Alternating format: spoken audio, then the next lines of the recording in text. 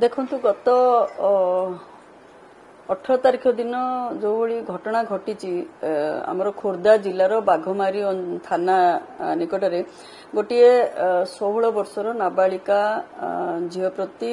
झीर बयान अनुजाई ताकू दुष्कर्म होईची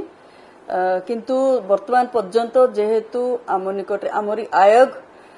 आज कैपिटल हॉस्पिटल जाइथिले सखी सेंटर को गले सखी सेंटर रे आमे जते बेले झियो सहित बा पीड़िता सहित कथा हेलु तांकरी बयान थिला जे जे मुख्य अभियुक्त ता सहित पीड़ितार ऑनलाइन रे बा मोबाइल रो गोटे सोशल मीडिया रे तांको सहित परिचय होइथिला गत किछि दिन तले सेमानकर संपर्क थिला एवं एई घटना जो दिन घटिथिला 18 तारिख दिन सेई मुख्य अभियुक्त जे पीड़िता को डाकिथिले एवं तांको सहित आउ 4 जण तांकर सांग थिले 5 जण अभियुक्त तांको सहित किछि माने खराब व्यवहार करिसंती किंतु दुष्कर्म हेइची बा नाई वर्तमान पर्यंत जेहेतु कौनसी प्रकार मेडिकल रिपोर्ट आमर हस्तगत होई नाही तेणु वर्तमान पर्यंत जना जाए नाही एक जदि सेक्सुअल अब्यूज होईची ताहाले सेतिरे सिंगल या मल्टीपल सेटा मध्ये जना पड़ी नाही एवं पीड़ितार बयान रे आमरी थाना अधिकारी 5 जण अभियुक्त को गिरफ्त करिसंती वर्तमान एवं तांकर सेही बयान आधार रे ही तांको ऊपर वर्तमान प्रोसीडिंग चालीची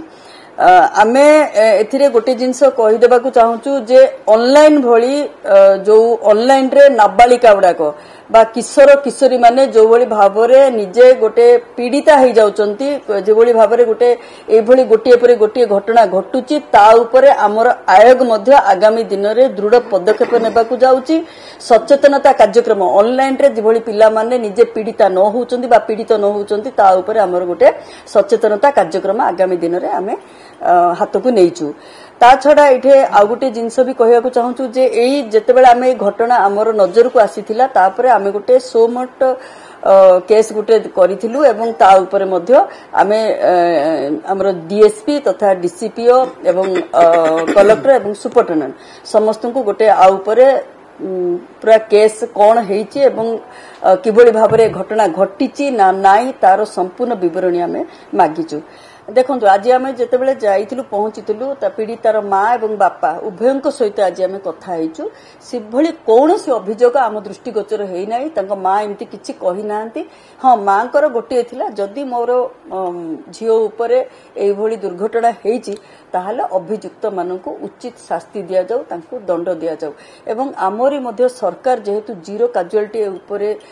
ग्रहण करुचंती तेनु जी भी अभियुक्त होंतु ना काहेकि तांको को दृष्टांत मूलक शास्ति दिया जाऊ बा दंड प्रदान करा जाऊ। जदि आपंक आम भिडी भल लगा तेब आम चैनल को लाइक शेयर और सब्सक्राइब करने को जमा भी भूलु नहीं।